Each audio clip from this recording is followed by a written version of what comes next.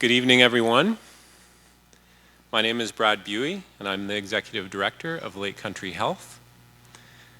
I want to thank you for being here tonight and for choosing to be a part of this important conversation on intimate partner violence. At Lake Country Health, we believe in bringing community together for conversations like this. It's individual actions and it's collective actions that are going to make our community safer and healthier. So again, thank you for being here. I also want to share that tonight's event is going to be live streamed and recorded, and we're going to make that recording available post-event, so this conversation can continue. This is the start of the conversation, the first one we've done in Lake Country. And so we want to continue this conversation in this theater, but we want those conversations to continue among family, among friends, among colleagues, so we have that awareness that we want. A couple housekeeping points. The exits, there's an exit in the back, there's an exit down here. The bathrooms are out in the hallway out here, which you can access through both exits. If you need them at any time. We're grateful to be offering gatherings like this. If you feel moved to support this work, we do accept donations to bring these kind of events to this community. And there'll be an opportunity to do that after the event, and you can get a tax-deductible donation receipt for that. I want to just thank you again for being here. And I'd now like to introduce Karen Mason, our moderator, to start us off. Please welcome Karen.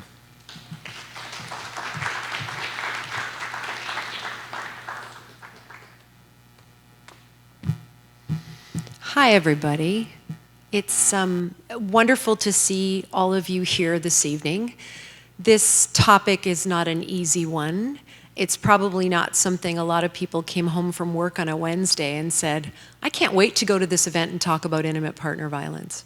But I'm delighted that all of you decided to be here because this topic it's a scourge in our society.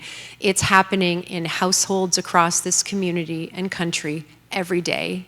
And we each have a role to play in our response to it.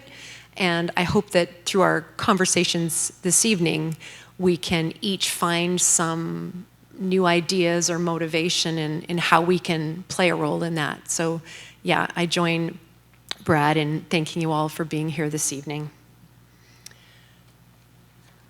Okay, I'm running the slideshow, so give me a second. Look at that. I do want to acknowledge that we are gathered here this evening on the traditional unceded and stolen territory of the Okanagan Silks people. We are privileged to live here, and we thank so much the elders, past, present, and future, who have stewarded these lands and cared for them so well for so long. Obviously, I need you all to take care of yourselves this evening. We are talking about interpersonal violence, sexual violence, intimate partner, domestic violence. This is a hard topic, and it affects each of us in different and unique ways. Please feel free to leave the room if you need to seek support as you need. We do have two wonderful humans with us today, Amy and Bree, right at the back here and right at the back over here. Both of them are counselors and here to support as needed. So if you need some support, feel free to head to one of the exits, and one of them will meet you outside, either during the course of this program or afterwards if you need to debrief. We are going to be doing an audience Q&A. We'll be doing that later on in the evening, but this Slido link that you can get to from the QR code will allow you to submit your questions at any time. So if you have questions right now, before we even start, go ahead and submit them. If you have questions as our panelists are discussing various things this evening, go ahead and submit them. Once we finish our initial panel discussion, I'll be checking into the Slido to see what the questions are. You'll have a chance to rate questions that have been submitted. So if you see a question that you think, yeah, I want to know the answer to that too, you can rate it, and that will make it come higher on the list and make me more likely to ask that of our panelists. So please take a minute to make sure that you can get to that link. We will share this again later, but again, you can share your questions with us at any time.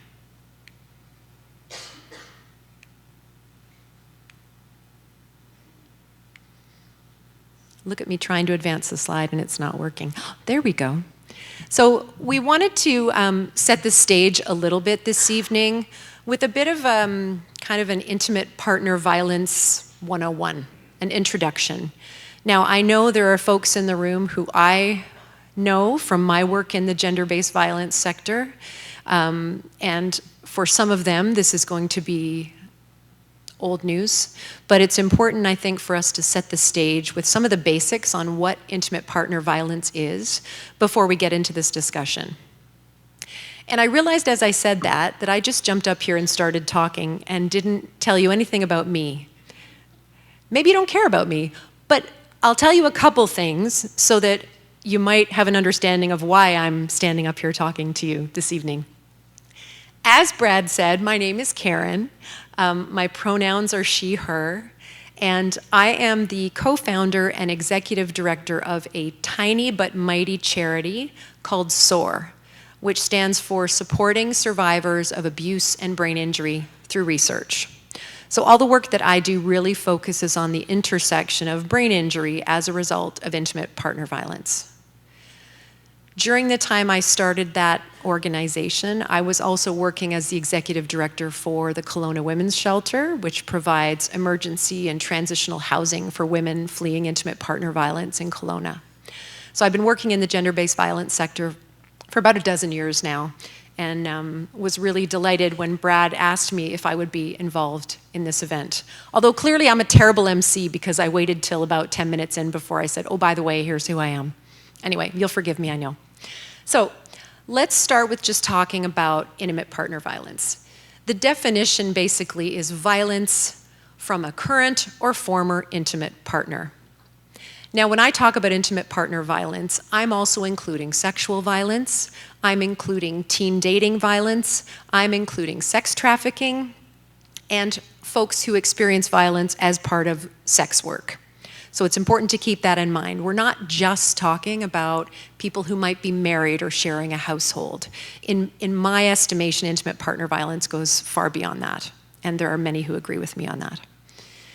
But we know that abuse is really an incident or a pattern of incidents that involves controlling, coercive, threatening, degrading, and violent behavior.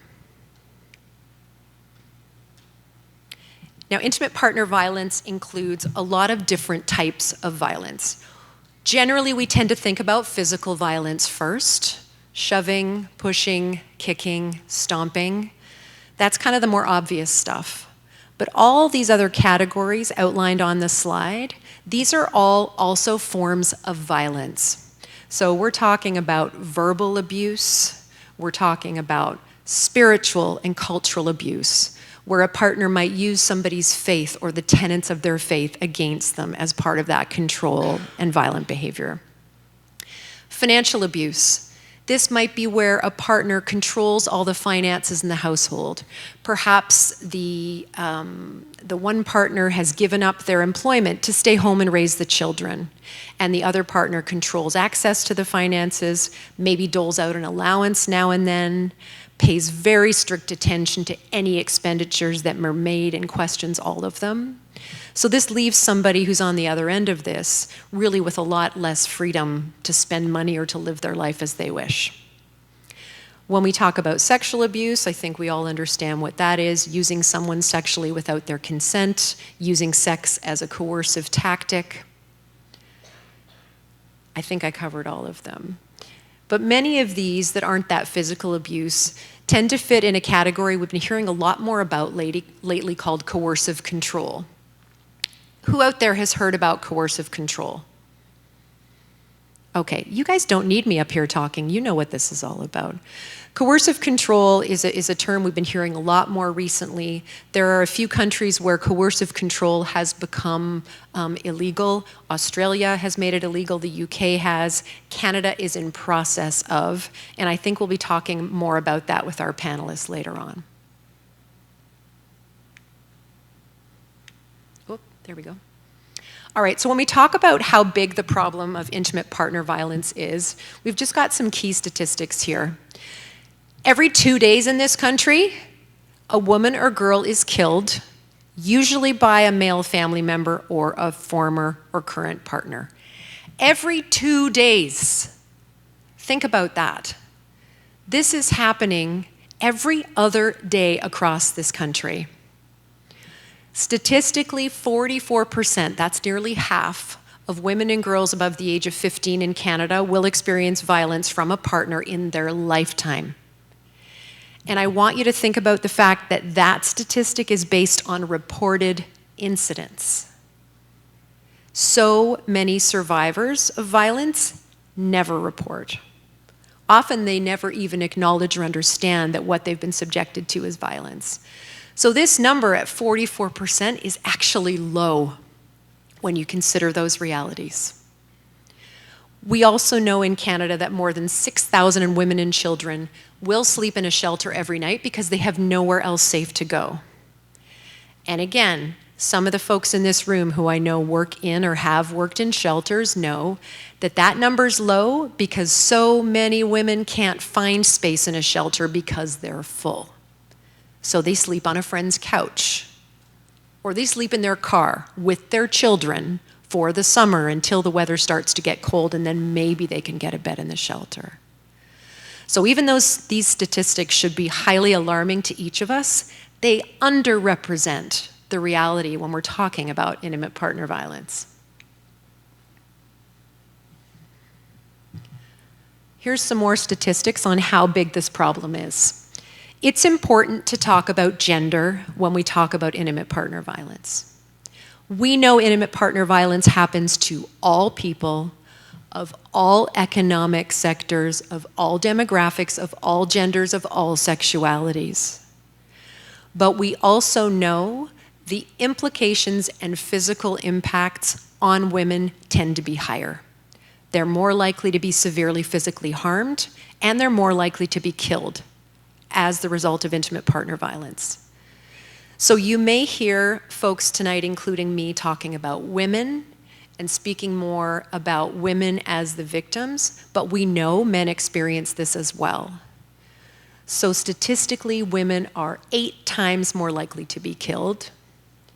Indigenous women are about 7 times more likely to be killed than non-Indigenous women. They are some of those folks at the most high risk for intimate partner violence. About 7 out of 10 sexual minority women will experience IPV. We know people in the 2S LGBTQIA+ community, particularly transgender women, are at very, very high risk of intimate partner violence. And if we're not survivors ourselves, we know somebody who is. I'm not going to have people put their hands up about this, but in this room, statistically, we are survivors, and we are people who know survivors. Okay. Who in the room has seen the cycle of abuse before? Okay, yes. So for those who haven't, intimate partner violence and domestic abuse really tend to occur in a cyclical nature. Sometimes that cycle takes place over years, sometimes over weeks, sometimes over days, sometimes over hours. But almost always there is a pattern that occurs in a cycle.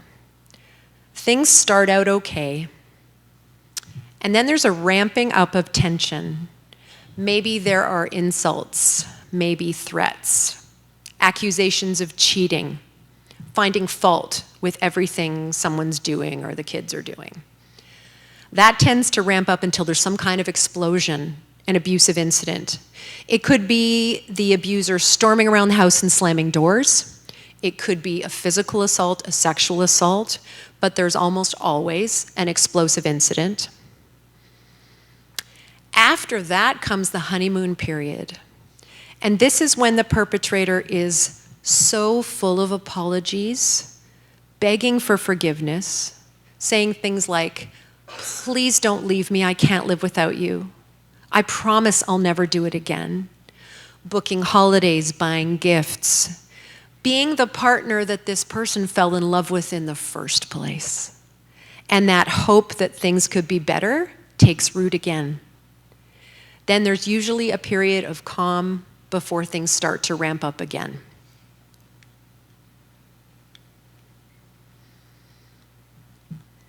This question gets asked a lot. Why do they stay, or why don't they leave? The question really should be, why does this person hurt the victim? However, there are some really good reasons why someone doesn't leave an abusive relationship. Fear is a primary one. We know statistically a woman is most likely to be severely injured or killed at the time of leaving or soon after leaving. Look at every newspaper article you read that talks about a woman being murdered, and several paragraphs in, you're probably sure to read that she had a restraining order and had left this person sometime in the last period of time. So counterintuitively, it's almost safer to stay. There's guilt. This is the person that they've committed to. This is the person who they love. This is the person who people came to their wedding or their celebration party and bought gifts. They would feel guilty giving up on that. Maybe lack of support. Maybe they're a new member of the community or the country and they don't have social supports yet. If they even wanted to seek support, they wouldn't even know who to call. They don't even know there's a women's shelter. There's still that stigma. None of us wants to stand up and say, this person I love did this to me. We're embarrassed, we're ashamed, so we don't want to talk about it, so we push through, we keep trying. Maybe there's the finances. I did quit my job to stay home with the kids, and I have no access to finances, so even if I did leave, how could I support myself and my children? And speaking of children, this notion that children need both parents. People sometimes stay together for the kids. But I want you to know that children who grow up in an abusive household or witnessing abuse are twice as likely to grow up and become survivors or victims themselves. But the most important piece here is love. The abuser is not a monster all the time. When they're in that honeymoon period, and he's the person she fell in love with, he's charming, he's funny, he's loving. She's like a flower soaking up the sun because this is the guy she fell in love with, and maybe it's going to work out this time. And strange as it sounds, there's something kind of beautiful in that survivors can still have that faith in love and that hope that things can be better. And I think it's important to consider that piece because it's too easy for us to make intimate partner violence black and white and to make perpetrators all bad. And that's not necessarily what it looks like. And of course, because the work I do is around the intersection of brain injury and intimate partner violence, I do want to reference that. We know as many as 92% of women who experience intimate partner violence in a physical nature will receive blows to the face, head, and neck or be strangled, all of which can cause brain injury. They've had countless concussions, they've been strangled to the point of unconsciousness numerous times, and they may not even realize they've experienced a brain injury. The trouble is, if you've experienced the challenges from brain injury, maybe you've got issues with your memory, maybe you're having trouble with emotional regulation. Imagine how that's going to anger your abuser when you're not behaving as they expect. And that can lead to more abuse and more injury. And the trouble is our systems of care, healthcare, policing, shelters, legal system, are still not quite educated enough in how common this is and how to respond. So it adds yet another layer of challenges for our survivors who is trying to get the support they need. I mentioned some of these. These are some of the signs that you might see in a survivor of brain injury from intimate partner violence. Forgetful, distracted, They have trouble adapting to change. All these things that if you are a friend or family member of someone, or you're working in a shelter or another context supporting survivors, these sorts of behaviors or issues might just come across as mental health challenges, or maybe this person's difficult or oppositional, if we don't consider that perhaps they're dealing with a brain injury from what their partner did to them. All right, so that's enough from me just talking at you. I'm really delighted now to bring up the members of our esteemed panel, and we're going to do some crazy technology, and the slide is going to disappear into the heavens. And look at that, see? And I'm going to ask our panelists to come up, please. And once they're all in place, I'm going to ask them to introduce themselves so that I don't have to read their bios to you.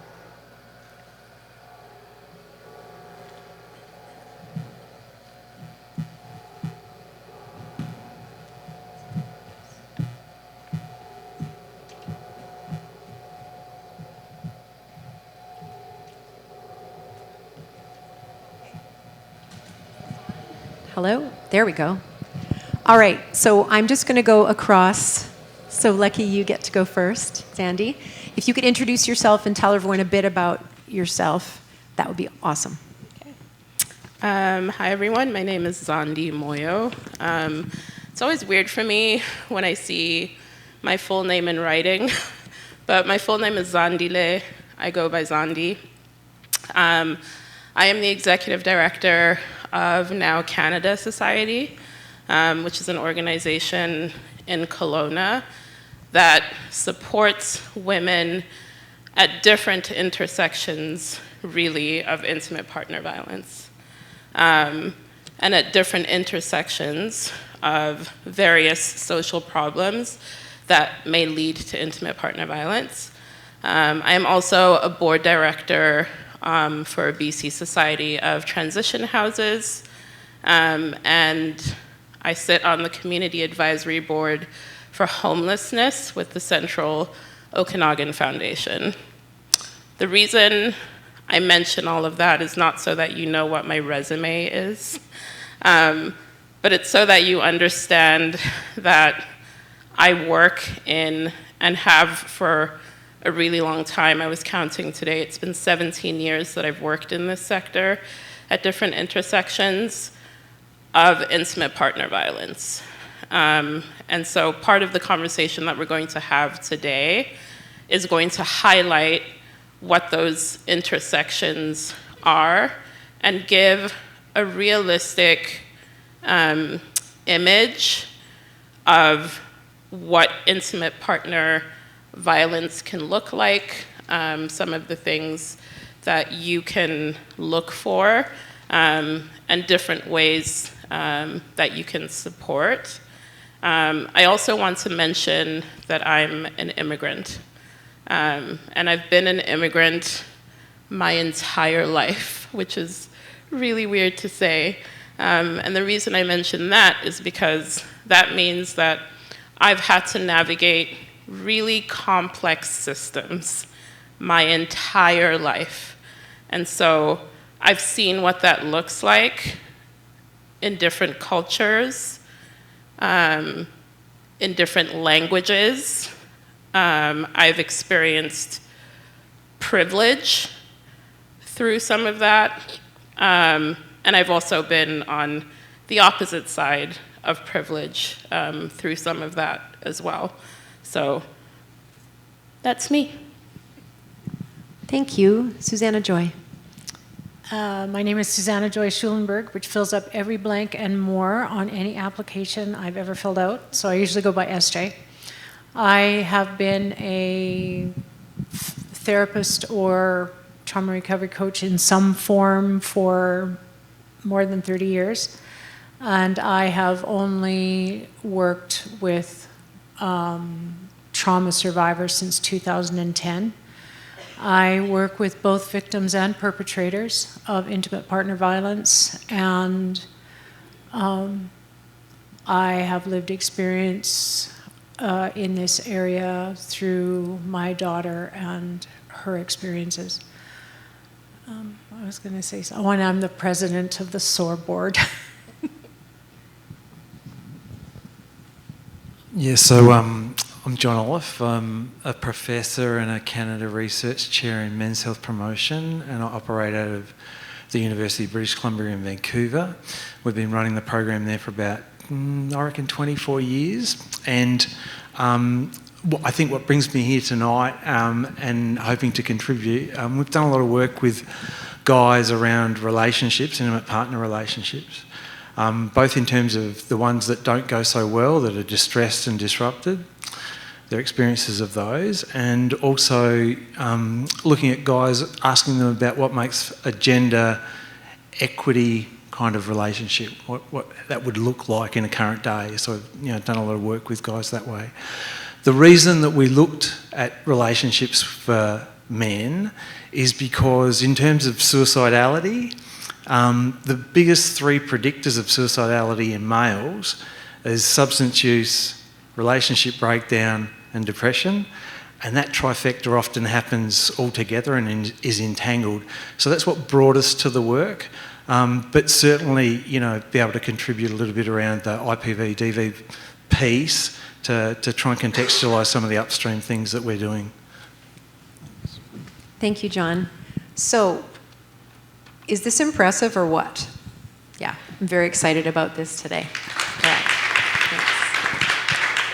Thanks. Okay, so we have some questions to kind of help our panelists get going, and then, like I said, please put your own questions into the Slido, and we're hoping we can have a really, really great active discussion with everyone this evening. I'm going to start with you, SJ. For folks out there who came here with, curiosity about what this being a community conversation, what are signs of intimate partner violence that people might see or should be aware of? Contrary to what you see on TV or what you might read in the newspaper, unless you're very, very close to someone who is experiencing intimate partner violence, you're probably not going to see much of the physical signs of that someone is being abused. Perpetrators, abusers are also intelligent people, and they're not commonly caught for hitting their partner in Home Depot. But the more subtle signs of that somebody is experiencing intimate partner violence, you probably will notice, but you might not know what they mean. If you know someone who, after getting into an intimate partnership, they start to withdraw. They don't come to family events, or they aren't as willing to meet you for coffee or to spend time with you alone, or someone who was formerly quite outspoken or what we might call extroverted becomes flat, doesn't contribute much, tends to function around the fringes of whatever event they're at.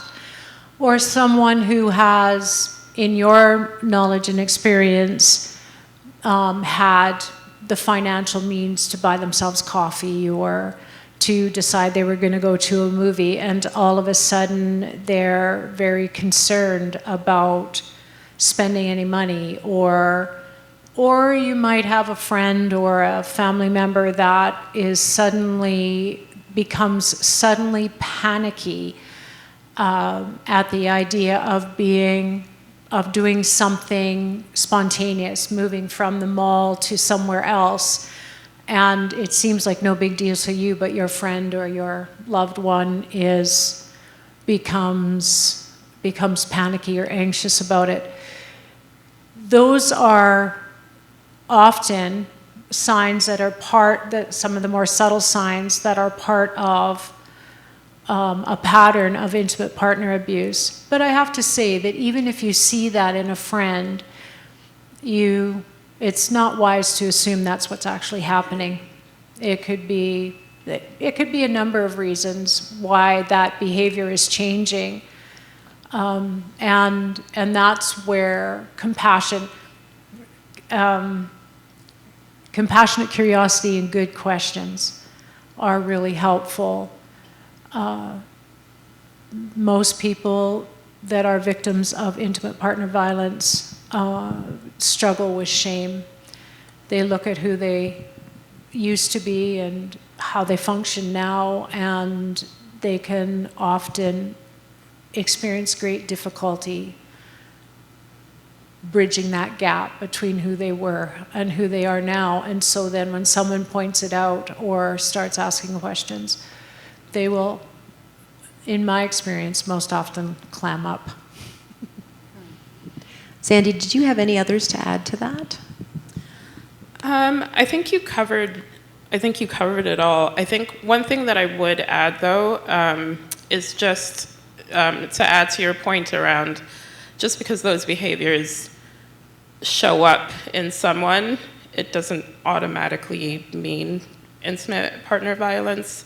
They could be tired, it could be stress from work, it could be a lot of things. I want to be transparent and say that I recognize that that sounds very esoteric. And some of you might be like, well, then what's the point? I think the main thing, though, is to recognize patterns, right? This is ongoing behavior that you notice.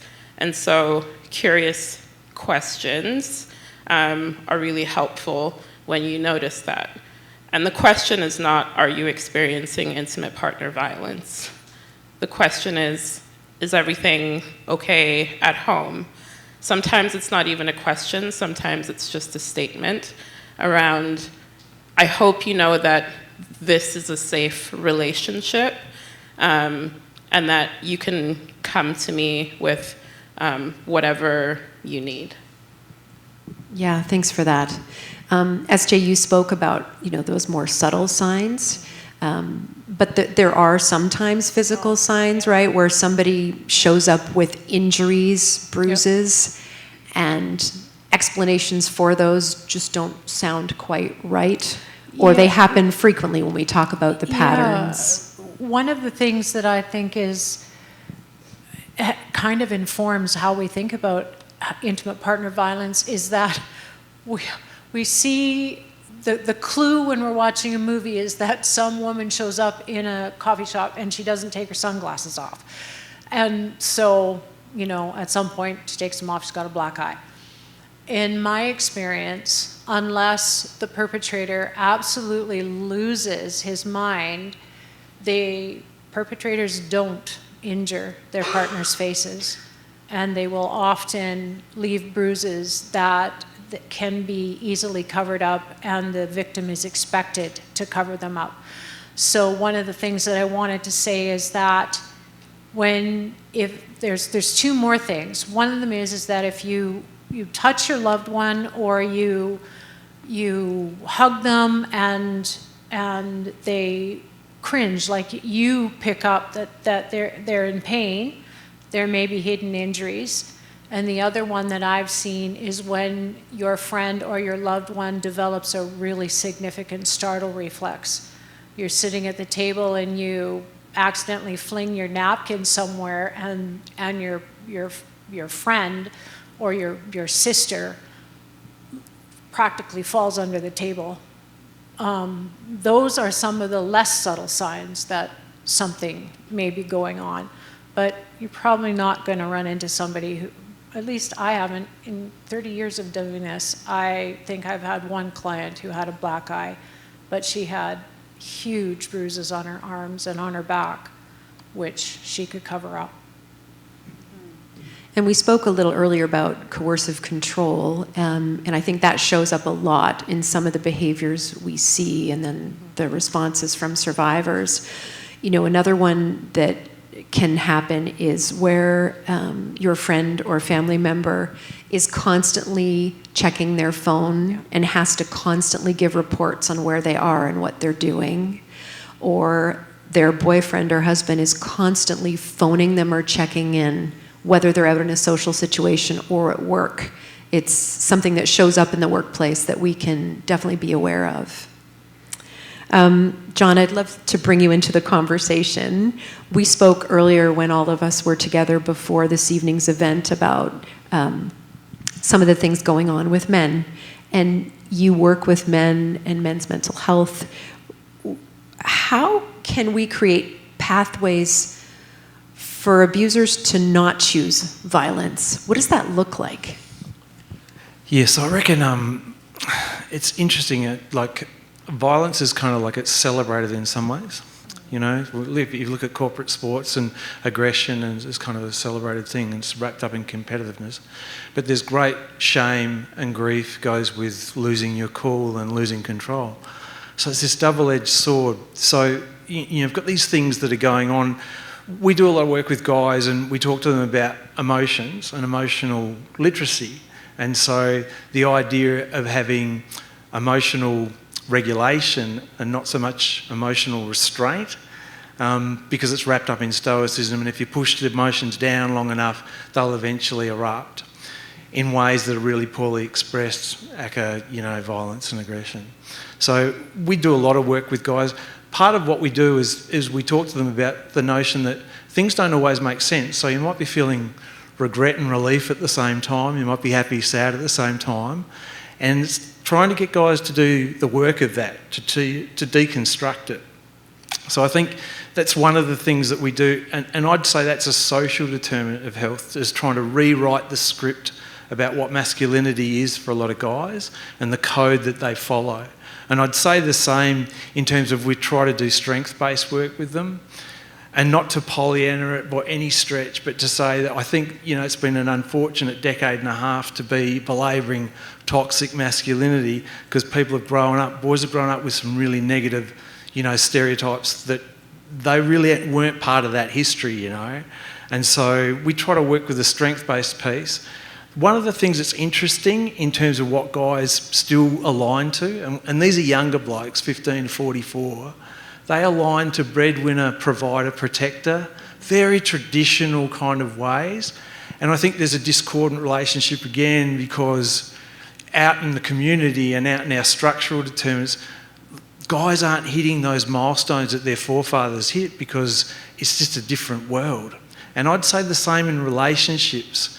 Most guys learn relationships on the job, so to speak, because you're really not going to be able to draw from what your dad did or what your parents did, because it's 30 years later. And so we work with guys to try and think about what even an equitable relationship is, what equality means, those sorts of things, to just try and help them think through relationships. So again, anger often comes from a place of not understanding things, not, fully deconstructing what's going on for yourself and within a relationship. And we noticed that a lot of guys, relationships kind of happened to them.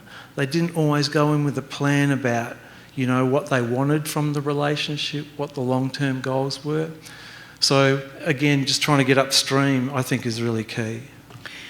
I would add to that, my husband and I facilitate a program called STOP, which is an intimate partner violence intervention program that's funded by John Howard. And what we don't talk much about violence in terms of how they behave with their partners. The entire 12 weeks is focused on emotional intelligence and developing emotional literacy.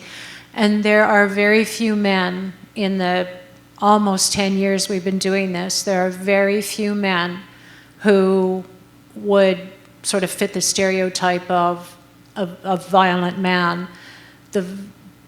By far, the majority of the men who went through our program, for whatever reason, mandated by the courts for a variety of reasons, had incredibly traumatizing childhoods that totally stunted their ability to develop an understanding of emotions and how to process them. And so we focus for that 12 weeks on that issue alone, learning how to manage their nervous systems.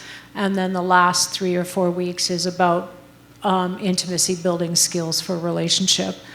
So Karen mentioned earlier when she was doing her slides that the perpetrators are not monsters. Very few of them are monsters. They are wounded individuals who have very, very limited or maladaptive coping skills. Does that impact a partner? Is it painful? Is there? Absolutely. I'm not talking about impact. I'm talking about the perpetrator simply not having the skills that they need to actually navigate the complexities of relationship. They can't even navigate the complexities of their own internal landscape, never mind a relationship. And so I would just add to what you said, that's when you focus on that, the men that take the program do very well. And we followed up almost 10 years worth of data now. And we have only 2 repeat offenders. I also want to add to that too, just around the piece around violence and how I think sometimes it's helpful for us to think about violence as an addiction, right? So if you are someone who is addicted to violence, who also lacks the coping skills Absolutely. and that emotional intelligence, that's going to result in violence at home. And, you know, often if you think about, I think if you sat down with a survivor or with a perpetrator and asked, why did you choose violence in that instance? I think their responses would be a range. Mm-hmm. You would get, oh, she said something that pissed me off. Mm-hmm. Sure. She did something that she didn't do something that I asked her to. You will get that, but you will also get I'm really stressed out from work. I was driving home and some a-hole cut me off. And that speaks to that emotional intelligence piece in addition to an addiction to violence. Okay, so we've set that stage in terms of getting a bit more understanding of what must be going on for perpetrators of violence. So when we as friends, family members, colleagues, either know that one of our loved ones is experiencing this or are pretty sure, highly suspicious, what can we do in a way that still promotes safety for them? Do you have some ideas on that, Sandy? The number one thing that I would say is don't be the hero. No. I think trying to be the hero is sometimes what could lead to more harm for the person experiencing violence. Yep. Also go in with the attitude that you're not there to stop the violence. You are there to create a safe space for the person who is experiencing violence, because you're obviously going into the situation well educated and knowing that it's a pattern and all of the things that we've talked about previously. And all of that is not going to come to you in the moment, but you are, essentially what you need to do is create a space, a safe space for this person. You are also not walking into it telling them what to do. You are the person who is there to provide resources for them. It could be sitting down with them and going through, and this is obviously assuming that they have disclosed to you what is happening. And maybe it's sitting down with them and going through a Google search of what resources are out there and helping them call shelters or call resources. Because one thing that I think doesn't come up in conversations, at least not in a lot of conversations that I've heard, is that more often than not, police, shelters, victim services are not the initial contact for the person experiencing violence. You are, I am, we are, as community members. It's the teacher, it's your boss, it's your colleague, sometimes it's the clerk at the grocery store, right?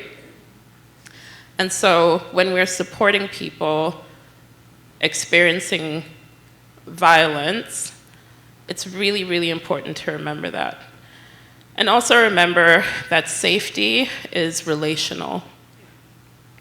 So, not to oversimplify it, but if it's inviting your neighbor over for tea every Friday, and then one Friday you notice that she doesn't show up, that's a sign to check in and ask some questions.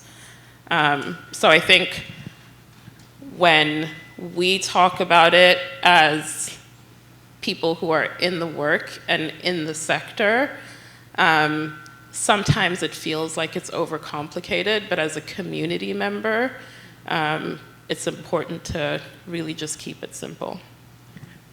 Creating the safe space is just being a safe person. That means that really you're just able to be present and to be mindful about what your friend or your loved one needs. It's only safe, a space is only as safe as the other person feels. And so if your loved one or your friend feels like you have an agenda or you have an expectation of what they're going to do or not do, the likelihood goes up that they will either not disclose if they haven't, or they'll also add you to the list of people they need to avoid. So just being present and being willing to listen and to say things like, that's really awful. Is there anything I can do to help? Or what would be helpful in this moment? And then do it. Even if they say nothing, I'll just come next Friday. Then that's what you say, okay, I'll be here and the tea will be on. I love those open-ended question starters. Yeah. You know, with people who've been in violent relationships often have had their sense of personal agency and ability to make their own choices stripped away. So part of what we can do as their friends and family members is help them rebuild that sense of agency. And so when we are coming from a place of compassionate curiosity, if we start our questions with those open-ended question starters like, how can I help you right now? Or what could I do that might make things a little better? Or what do you need from me right now? Just that sort of question is putting it into their hands to tell us what they need instead of dictating or directing them.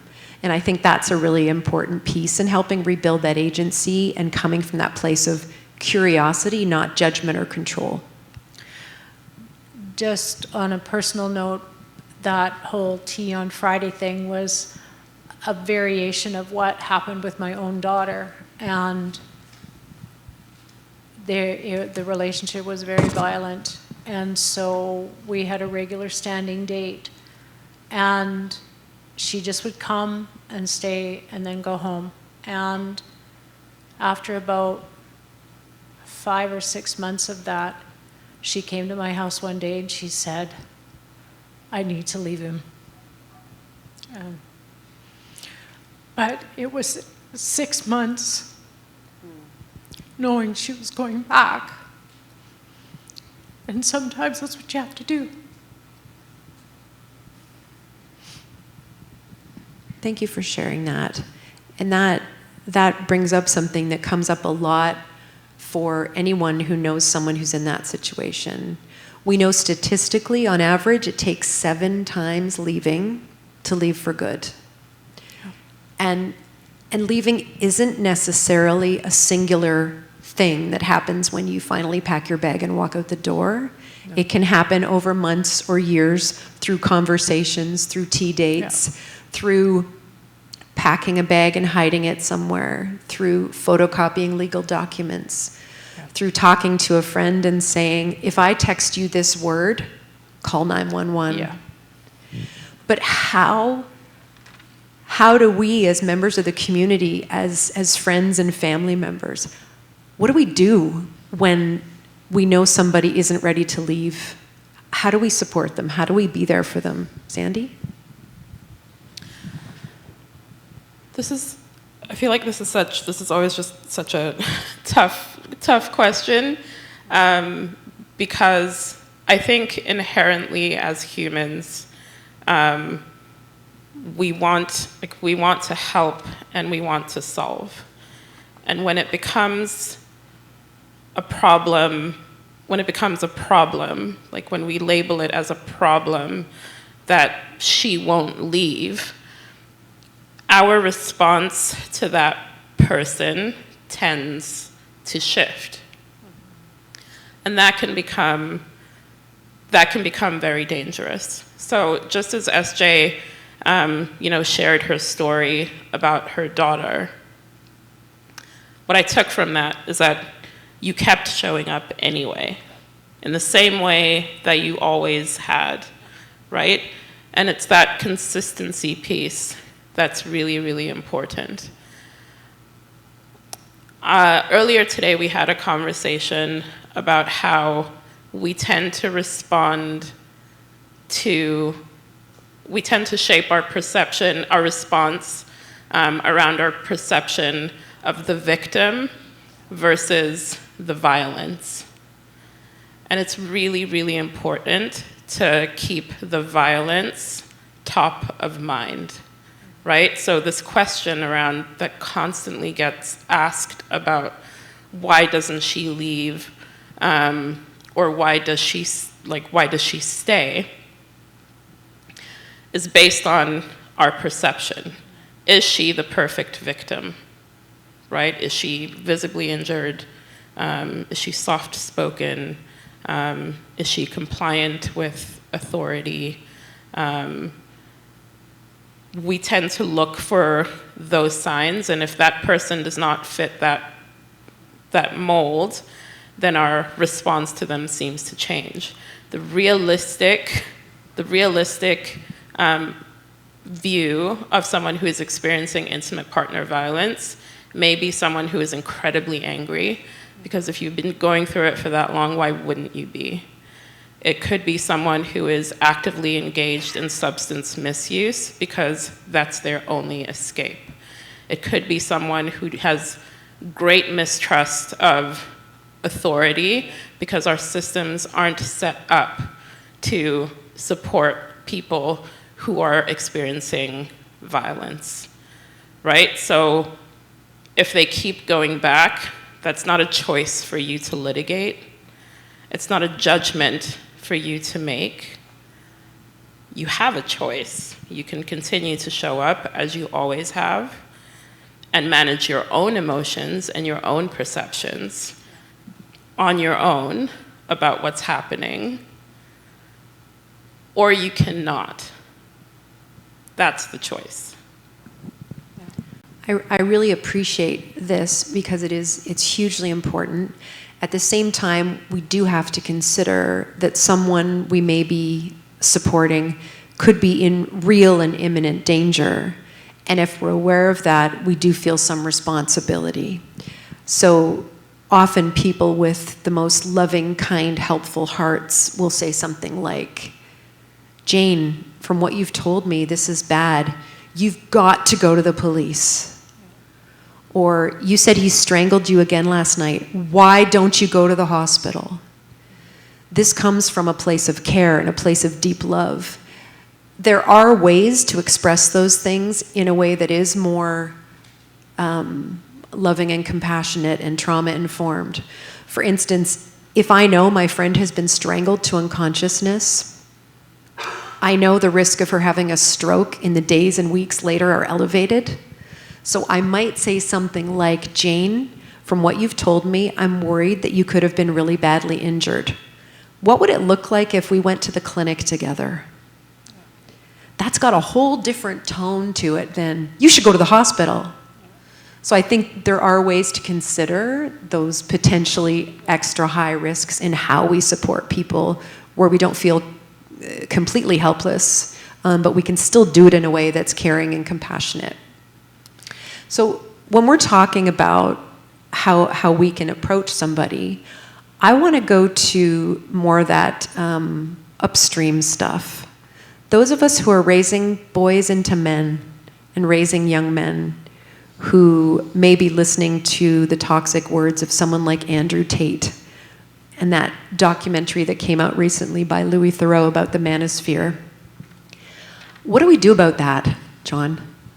Yeah, so I'd position this whole piece around the social media and these influences as a structural determinant of health. We need to start regulating what's coming through on those feeds and stop blaming people for their algorithms that aren't their algorithms anyway. And it's not going to be fixed by taxes. I think we need to be far more diligent in what we're doing around some of those influences that are out there. Far be it from me to say the Australians are getting it right, but you know, they're bans of 16 years and younger on social media. It hasn't stopped all the kids getting into the social media, but I feel like it sends a really clear message that we care about the messages that they're getting. And I think that's important, you know, for people who are formulating an identity up until 25 years of age. They don't need to be exposed to some of the things that are out there. And it's hate bait. You know, that's really what it is. They're selling something that disrupts you, but it can infiltrate you, especially when you're formulating identity. So it's a structural determinant. I think we really have to pay attention to it. That we're so enamoured with, you know, the documentaries that come out that explain it to us, and it's an actual e-commerce. It's all about money. They're selling something. They're selling an alternate point of view. It doesn't represent the masses. It sends a terrible message. So I really think it is a structural piece. I think you're absolutely right about that. One thing that I think about too is how intimate partner violence often gets described as a women's issue. Right? And it's something for women to deal with. And I just think about how powerful it would be for men, for good men, to have the same conversations with other men about intimate partner violence. And I think there's such a need for that conversation to happen. I don't mean this literally, but we don't need more shelters. We don't need more women's victim services. We need more men to have conversation with young men, with older men, because that's also an entirely different demographic where intimate partner violence is looked at very differently. And if we take a look at the number of senior women who experience intimate partner violence, that's a whole other statistic that we won't get into. But I really think those conversations with good men need to happen. If you're a father to a young boy, talk to your son about intimate partner violence. It's not a women's issue, it's a community issue. Thanks for raising that. I'm a big fan of Jackson Katz. I'm sure many of you in here have heard of him. If you haven't, look him up. He's very strong on we need to call it male violence against women, and we need to talk about it as something perpetrated often by men, not that it's just this accident that happens to women, and engaging men and boys in the conversation for sure. We joked earlier that it could be midnight and we'd all still be talking and there'd be no one left in the room, and we're already getting to that place. But I just wanted to bring us to one final question, and I'd love everybody's thoughts on this. How can communities create coordinated, culturally safe, trauma-informed systems to prevent and respond to intimate partner violence? It's a big question. I would start by saying we all need to talk to each other.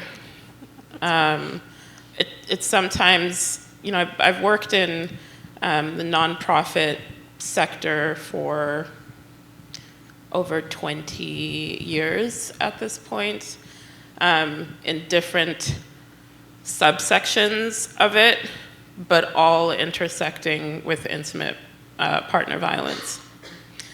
And what I will say is, we all work in silos. Yes. Some of that is due to our own operational choices and criteria that we have for our organizations. But I also think that this leads up to funders as well. I think funders also need to be part of the conversation. While I am always grateful for the funding that I do get in any organization that I work for, sometimes I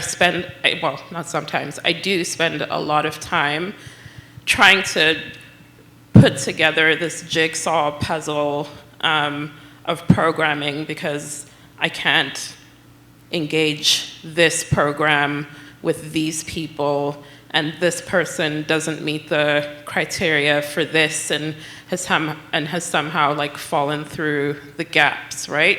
So I think our systems all need to talk to each other.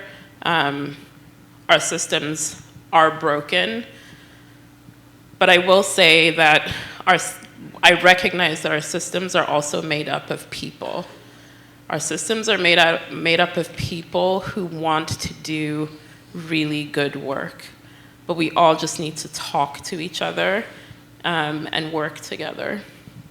That's where I was going to start. We live in professional silos, and right up to the funders, where you can't collaborate with another agency, which means that you're not duplicating services. But that's what happens. We end up duplicating services because the funding and the siloing that goes on means that I can't work with KCR to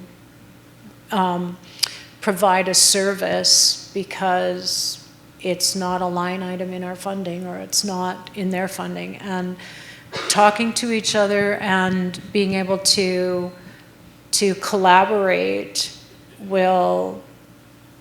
can create much more comprehensive services, and can help identify where there are way more services than available, where over here there's none. And so talking to each other, absolutely.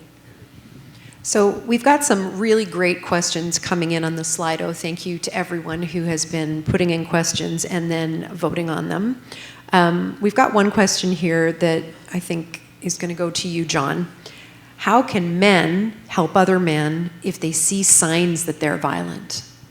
We talk about how men need to engage in conversation, they need to pay attention. But if I'm a dude and my buddy is showing me all these signs, what do I do? How can I handle that? Yeah, so we use an acronym borrowed from Movember, and it's called ALEC. Ask, so open-ended questions. Listen without trying to solve the problem that's being disclosed. Get them to elaborate, ask them what's been going on for them, how they've dealt with things in the past. And then the C is to check back in, really vitally important. So you don't get a long conversation with a bloke if you ask him closed-ended questions, because it'll be neat yes-no answers. You're also probably going to get more from him if you're shoulder-to-shoulder with him and not direct line of sight. They talk more, like go on a road trip with a guy, they talk. So it's this notion of how you move into the space. And if they're able to disclose, it's really important that you affirm them in their disclosure, and that being strength-based, and then check back in, come back into it. Because we don't get any traction when a guy's feeling shame, it just shuts him down. So that would be, my suggestion for guys when they do connect with other guys at a deeper level. They're really important to just follow that ALEC. Yeah. Estee, do you have anything else on that in terms of your work with the STOP program?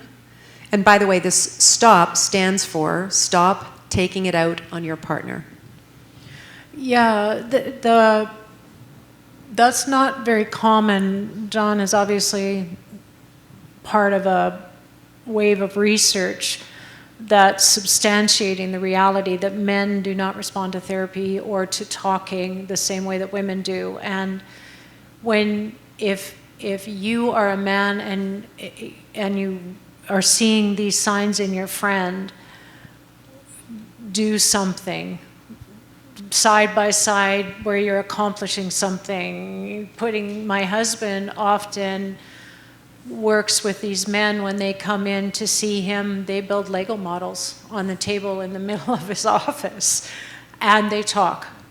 And Bill started doing that because sitting across from a man in a therapy office does not go at all like it might with a woman. And so if you have a friend or you're in a man's life, I totally agree. I would echo that. And the whole open-ended question thing is really important. Men experience shame because of what they're doing and how they don't handle life well, and this is the result. And women experience shame as well, and shame will keep virtually anyone from reaching out or accepting help or disclosing. So avoiding shame at all costs. Thank you. We have one question specifically about the laws in Canada, about the laws in policing regarding abuse of all kinds. Are they the same in all the provinces? So we have the Criminal Code of Canada, so our criminal laws are consistent across the country. But when we're talking about things around family law, those are different by province. So it can be confusing. We also had another question around police and police's stance on IPV. We're fortunate to have with us today Constable Brandwyn Rigby, who is with the RCMP, and she will be available afterwards if anyone has any questions around sort of policing and police responses to intimate partner violence. I don't think any of us up here have the scope of expertise to speak directly to those questions, but she is here, and we're so grateful this event is actually happening because of funding from the RCMP Family Violence Initiative Fund. I do have other questions, just give me a sec here.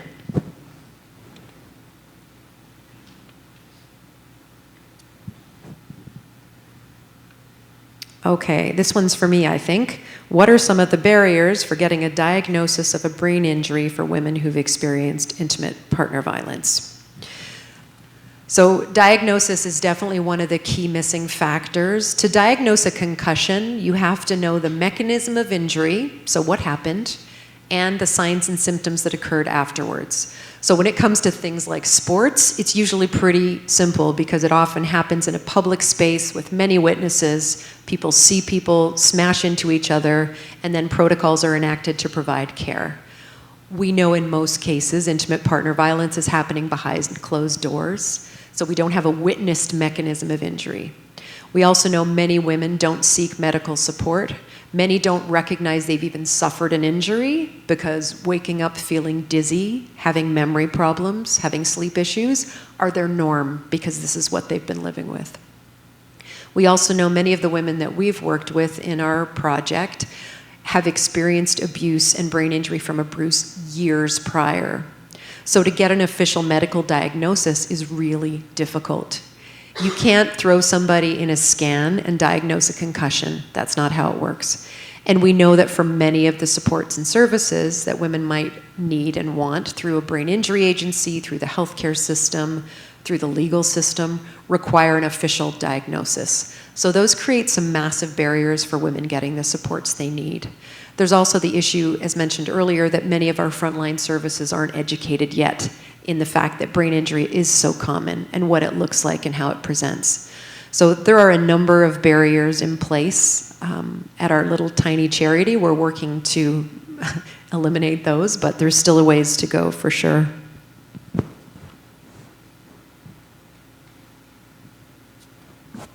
Okay. What do counselors, expert witnesses, need from law representatives to feel supported when they testify during a family law or criminal case so that their evidence can impact the trial? Sandy, do you have thoughts on that?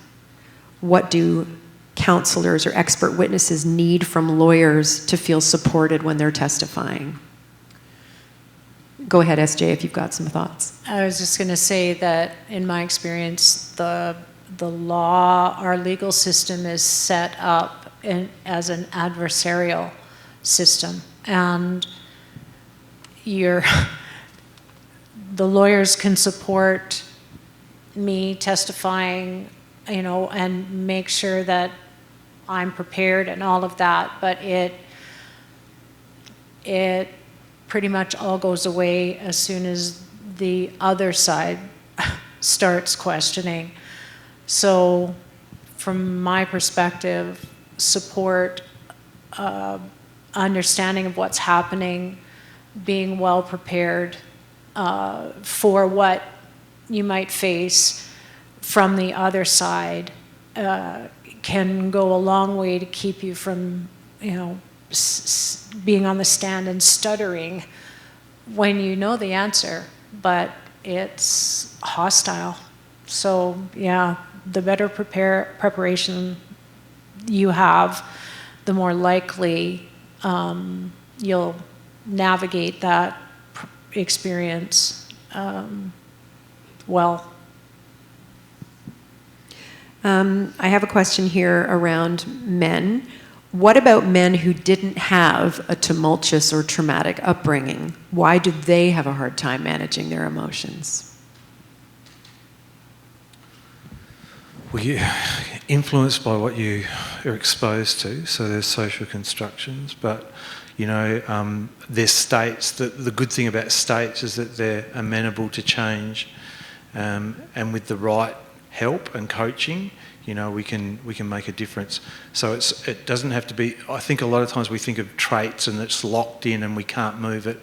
We can, but being exposed to those as normative frames, and violence as a reasonable thing that you've grown up with, I think it sets people up for failure. And obviously not everybody, but it certainly sets up for some guys to replicate what they've grown up with because they just haven't had the opportunity or haven't worked through in a different way. So it's not to say that it's always going to go that way, but I think specific help around it and for undoing some of the trauma and helping them move forward in proactive ways. It's heavy work, it's really tough work. I would just say to you that in terms of, we often say that guys don't seek help. It's a bit of a fallacy. Guys are pretty good at asking for help. We lose a lot of guys to follow up. So, for example, 60% of the men who suicide in this country have actually been in healthcare in the 12 months prior to their death. So it's just to say, in terms of IPV, in terms of aggression and those issues, it's trying to make them safe enough in the therapy that they're getting to try and move them forward in ways that are going to stick and that they can self-manage. Yeah. One of the things that I would say is that, to add to that, is that our culture teaches, the dominant culture has an ethos, has a flavor, and a young boy who navigates a family that's not terribly dysfunctional or not chaotic can still experience, not only due to culture, but also in terms of the family's relational style, can experience emotional neglect. So it's not trauma in terms of the way that we would define trauma, but that boy grows up to adulthood without a good understanding of emotions and doesn't have good coping skills. And often there'll be an incident in their formative years, usually in their teens, where violence solved a problem. And that's where they connect, dealing with something they are not able to deal with any other way. They become intimidating, or they actually use violence, and that carries into adulthood. So, by no means is every perpetrator from a broken or chaotic or dysfunctional home, but our culture has a huge impact on the way that men and young boys and girls are conditioned emotionally. I would also want to add to that, to your point, and say men are not only raised at home, right? Like within their immediate home, like where they live with parents and siblings. They are often over at a friend's house, and maybe something is happening within that household that they witness that's traumatic. They also play sports where a lot of traumatic things can happen. They're part of social clubs that include some sort of hazing, and trauma can happen that way as well. So I think it's important, I just want to sort of drill down on this idea of community, because intimate partner violence happens within community, not just homes. It happens within community, because of community, in spite of, despite of, all of that. Yeah, absolutely. We have a question here around men as victims of intimate partner violence, and we did speak about that briefly earlier. 1 in 5 victims of IPV are men. Does support for a man experiencing IPV look different in this country than for a woman? The short answer is that there isn't. There aren't supports for men who are experiencing intimate partner violence. And I have to say, I know that over 30 years, I still have a small sample size, but I would say that the majority of men who are experiencing abuse within their intimate partner relationships don't report it. And the ones who do have, and this is personal knowledge from my professional life, the ones who do report are often met with ridicule and judgmental behavior and cultural tropes that essentially they don't get any help at all. And there's certainly no funding that I'm aware of in the communities for supporting men who are experiencing intimate partner violence. It's sad. While I've got you, SJ, I have a question around the STOP program. What is the referral process, and is there a cost associated? No. I love being a part of the STOP program. My husband and I facilitate it together, and it is just such an honor. John Howard, South Okanagan, works really hard to find funding.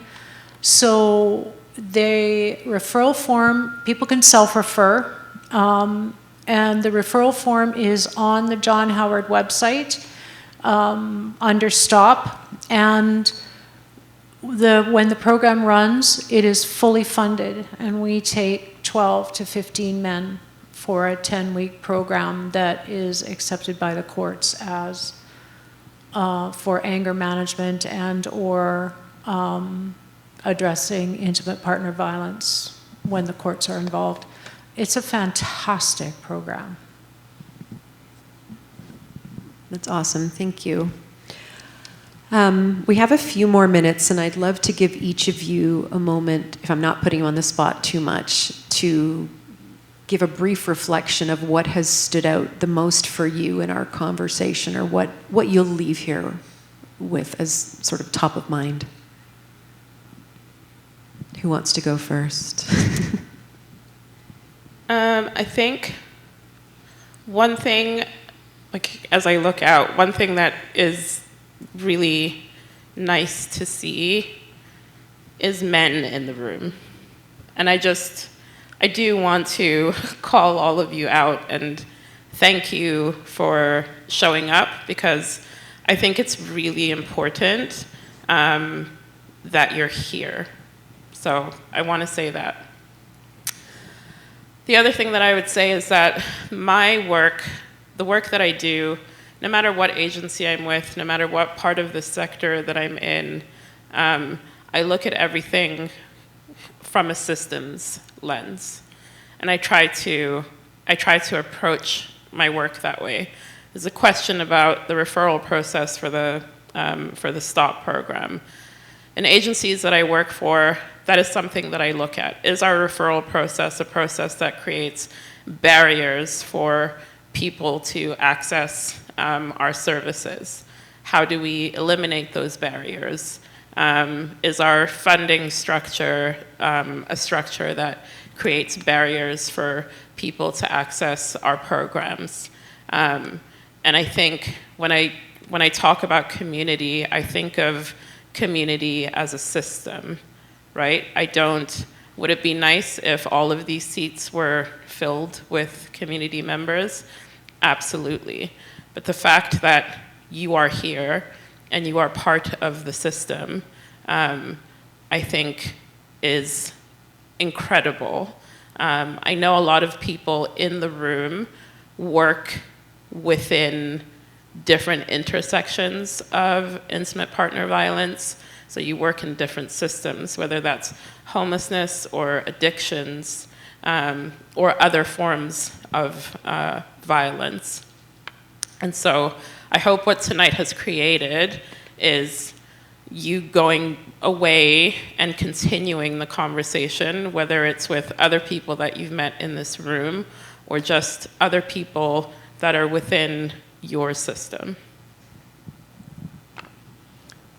I think what's really struck me tonight is the opportunity and the ability to have a conversation about this really difficult subject with compassion and respect for both victims and perpetrators. Yeah, ditto. Not my usual kind of speaking engagement, and really value the opportunity to have this conversation and be involved. I talked earlier at dinner just to say that, sometimes as a researcher, the epidemiology of the problem is loosened up and we get to see the magnitude of the problem by destigmatising the conversation, actually being able to have these kind of conversations. So I wouldn't underestimate, the value of something like this and taking it forward. And I just wanted to give a random shout out to, we talk about services and lack of services for men. We do have some things that I think are really helpful to think about. One of them is called Next Gen Men, and they work with boys, young men in community spaces, and really focus on how to build relationships with peers and also with partners. They've got a similar thing in Australia, the Man Cave. Again, it's not just to intervene early, but intervening early is important. It's to intervene, for want of a better term, across the life course. But certainly if we start early, I think it's a good space. Yeah. Thank you. I am left with a sense of such gratitude to benefit from the wisdom and care that each of these wonderful panelists brings to this discussion.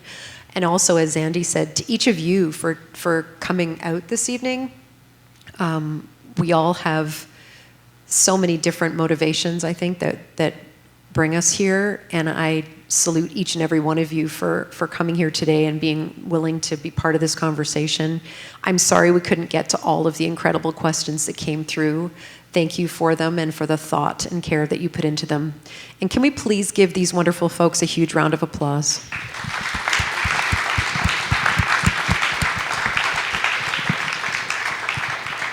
And I'm going to ask Brad to come up to the big mic over there and send us on our way.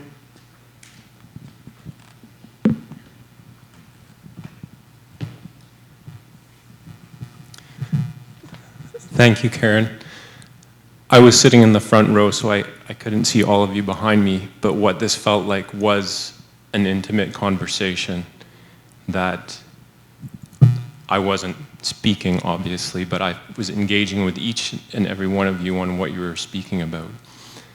And I do want to echo what Zandy said, is this is one conversation, and saying, go out there in the community as part of that community, as part of that system, as Zandy said. Have that conversation with a friend, with your family. Continue that conversation. And we will work very hard to bring more events like these or other opportunities to have that conversation. And I'll also encourage you to look at the work that has been referenced tonight, so SOAR. Go and check out their work. Go and see what Now Canada is doing. Go and see what STOP is doing. Go and see what Dr. John Olaf is doing with his work at UBC Vancouver. Be curious, explore those things, support them if you can. And again, just to end, is we're very grateful to the RCMP's Family Violence Initiative Fund, which has made this event possible. And I'd just like to close off by thanking all of our panelists again. Thank you so much.